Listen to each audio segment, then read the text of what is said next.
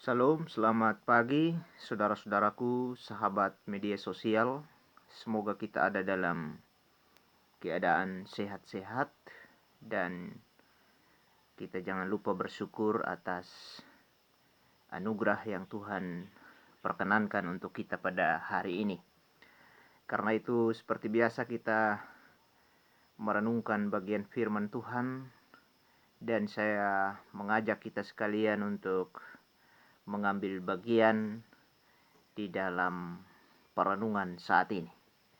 Karena itu mari kita berdoa. Bapa di sorga, terima kasih untuk pagi hari ini. Kalau kami masih menikmati kehidupan, ini semua karena kasih dan kemurahan Tuhan di dalam hidup kami. Terima kasih untuk semuanya itu ya Tuhan. Saat ini kami mau baca firman Tuhan. Tolong kami dengan roh-Mu yang kudus, agar firman Tuhan tidak berlalu begitu saja dalam hidup kami. Kami dapat mengartikannya itu, dan biarlah firman itu berarti dalam hidup kami. Dan biarlah melalui firman ini, kami dikuatkan untuk menjalani kehidupan ini. Berfirmanlah bagi kami Bapa, karena kami siap mendengarkannya. Ampuni kami di dalam nama Tuhan Yesus Kristus firman yang hidup itu. Kami berdoa. Amin. Saudara-saudaraku, bagian firman Tuhan terambil dari Mazmur 56 ayat 2, 3 sampai ayatnya yang kelima. Mazmur 56 ayat 2 sampai ayatnya yang kelima. Demikian firman Tuhan. Kasihanilah aku ya Allah, sebab orang-orang menginjak-injak aku. Sepanjang hari orang memerangi dan mengimpit aku. Seteru-seteruku menginjak-injak aku sepanjang hari. Bahkan banyak orang yang memerangi aku dengan sombong. Waktu aku takut, aku ini percaya kepadamu. Kepada Allah yang firman-Nya kupuji. Kepada Allah aku percaya, aku tidak takut. Apakah yang dapat dilakukan manusia terhadap aku?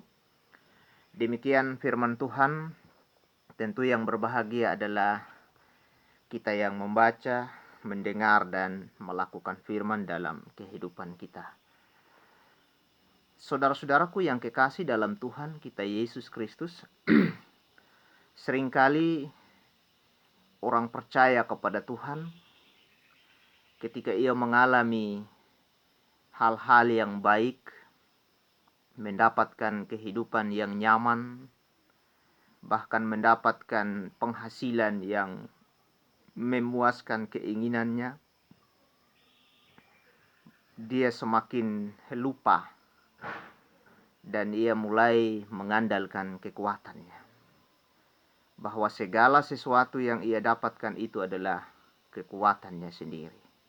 Seolah-olah tidak lagi membutuhkan Tuhan. Ya, ketika merasakan yang baik-baik saja, kita tidak membutuhkan lagi pertolongan, maka kita tidak akan mempunyai kemauan untuk melibatkan Tuhan dalam hidup kita. Karena kita percaya bahwa apalagi yang kurang, apalagi yang tidak ada dalam hidupku. Nah, karena itu setiap orang ketika ia merasakan hal itu, dan itulah yang mengakibatkan kesombongan muncul dalam hidup. Tetapi sebaliknya ketika ia mengalami penderitaan, mengalami kesulitan-kesulitan hidup, baru mulai berseru kepada Tuhan, tolong aku, tolong aku. Tetapi tanpa sadar kita sudah terlambat untuk berseru kepada Tuhan. Karena berseru kepada Tuhan bukan hanya pada saat kita susah, tetapi kita berseru kepada Tuhan pada saat yang baik dan juga pada saat kita mengalami kesulitan. Oleh karena itu, Dari bagian firman Tuhan yang baru saja kita baca, mari kita belajar dari seorang Raja Daud. Daud di sini mengalami tekanan, mengalami pergumulan kehidupan bahwa dirinya ditangkap oleh orang-orang Filistin pada waktu itu. Dan ketika ia mengalami hal-hal yang sangat berat bagi Daud pada saat ini, dia tidak pernah mengandalkan kekuatannya sendiri. Dia tidak pernah mengandalkan bangsa yang ia pimpin untuk membantu dia, menopang dia, membebaskan dia dari kejaran bahkan tangkapan orang-orang Filistin.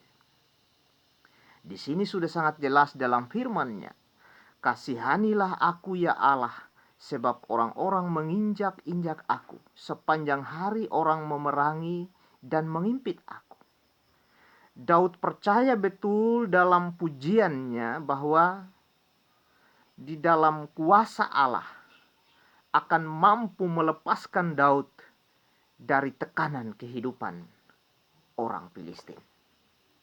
Daud meyakini betul dengan iman percayanya kepada Tuhan bahwa Allah di dalam kuasanya mampu membebaskan dia dari berbagai keadaan-keadaan hidup yang menekan dia ketika ia menjalankan tugas tanggung jawab yang dipercayakan oleh Allah.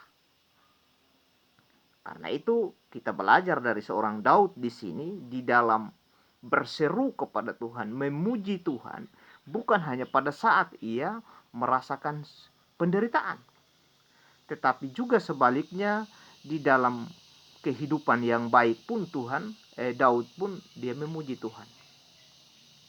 Nah, dengan itulah bahwa setiap seruan orang-orang yang mengandalkan Tuhan, yang meyakini Tuhan mampu melepaskan dirinya dari berbagai persoalan hidup, maka pasti Tuhan akan mau melepaskan itu sendiri. Dan di sini, di ayatnya yang keempat, Daud juga menyatakan, "Waktu aku takut, aku ini percaya kepadamu." Ketakutan tidak akan mempengaruhi Daud untuk semakin jauh dari Tuhan. Justru ketakutannya akan dunia ini semakin dekat dengan Tuhan, dan semakin ia menemukan bahwa di dalam Tuhan itu ada semangat, ada kekuatan yang mampu melepaskan ia dari tangkapan orang Filistin itu sendiri. Dan di ayatnya yang kelima, "Kepada Allah yang firman-Nya kupuji, kepada Allah aku percaya, aku tidak takut. Apakah yang dapat dilakukan manusia terhadap aku?" Daud meyakini betul manusia tidak punya kuasa melebihi Allah. Ketika seorang Daud berseru dengan sungguh-sungguh menyerahkan hidupnya kepada Tuhan dan meminta Tuhan untuk melepaskan dia dari cengkraman orang-orang yang mau menghancurkan kehidupannya, yang mau menginjak-injak dia, maka Tuhan mampu melepaskan dia. Itulah iman percaya seorang Daud. Oleh karena itu, dari bagian firman Tuhan ini, mari saya dan saudara kita belajar bahwa kehidupan kita ini seringkali berhadapan dengan situasi-situasi yang sangat menekan kita. Situasi-situasi sulit yang mau menghimpit kita. Artinya ketika ia menghimpit kita dan tanpa sadar kita sedikit demi sedikit menjauh dari Tuhan. Tetapi di sini sangat jelas mau mengajarkan kepada saya dan saudara bahwa dalam tekanan seberat apapun, himpitan apapun, dan manusia siapapun, kalau kita sungguh berseru kepada Tuhan, memohon dan meminta Tuhan melepaskan kita, pasti Tuhan yang setia memberikan anugerahnya bagi kita, melepaskan kita dari persoalan hidup yang kita rasakan. Dan dari firman ini juga mau mengingatkan kepada saya dan saudara bahwa jangan kita berseru kepada Tuhan hanya pada saat kita susah dan kita sulit, tetapi kita berseru kepada Tuhan memuji dan mempermuliakan nama-Nya pada saat dalam keadaan baik juga dalam keadaan sulit. Karena Tuhan mengingini dan menghendaki saya dan saudara setiap waktu, setiap kesempatan hidup kita di dalam dunia ini, kita berikan untuk hormat kemuliaan bagi namanya. Tuhan mau kita terus menerus mendekatkan diri kepadanya. Karena kalau kita dekat dengan Dia, maka segala sesuatu yang ingin mau menghancurkan kehidupan kita dengan Tuhan, Dia tidak akan mampu melepaskan kita dari kasih-Nya. Seperti dalam ayatnya yang kelima bagian yang terakhir, apakah yang dapat dilakukan manusia terhadap aku? Tidak akan ada manusia yang mampu melawan kita kalau Tuhan sudah ada di pihak saya dan saudara di pihak kita. Kalau Tuhan berkuasa dalam hati dan kehidupan kita, tidak akan ada dunia dan manusia dari manapun yang mau menentang kehidupan kita. Karena itu saya dan saudara, Tuhan butuh kita untuk setia membuka diri, selalu memuliakan Tuhan, selalu mengandalkan Tuhan dalam keadaan apapun kita. Jangan pernah coba mengandalkan diri kita sendiri. Apalagi di zaman sekarang, Bapak Ibu, saudara-saudaraku yang kekasih, musim mengumpulkan hasil sawah kita, hasil kebun kita. Bahkan banyak orang itu yang berburu-buru mengumpulkan harta miliknya untuk mendapatkan atau melepaskannya dari hama-hama, baik hama belalang, hama tikus, dan lain-lain. Bahkan orang tidak kenal lagi hari persekutuan dengan Tuhan. Bayangkan pada jam ibadah sekalipun, melihat orang-orang yang pergi beribadah kepada Tuhan, mendengar bunyi bel gereja, tapi orang hanya sengaja tuli dan pergi ke sawah mereka berbondong-bondong untuk mengumpulkan harta atau mengumpulkan hasil sawah mereka. Tetapi kehidupan orang yang tetap beribadah, yang berusaha untuk meninggalkan pekerjaan pada hari Minggu itu, hidupnya mereka yang tetap kerja pada hari Minggu dan hidupnya orang yang memilih untuk beribadah tetap sama saja, tidak ada perbedaan. Atau bahkan orang-orang yang tidak memanen sekalipun tetap sama saja orang yang panen beratus-ratus karung. Oleh karena itu dari firman ini, mari saya dan saudara, kita lebih memilih banyak membuka diri, karena di dalam Tuhan pasti kita akan menemukan solusi yang terbaik, menemukan jalan keluar yang baik dari kesulitan yang kita hadapi. Beban pergumulan yang kita rasakan lewat tantangan cobaan dunia yang menghantam kita, pasti kita akan temukan di dalam Tuhan. Kalau kita, saya dan saudara, sungguh setia menyerahkan hidup kita kepadanya. Karena itu, inilah firman Tuhan.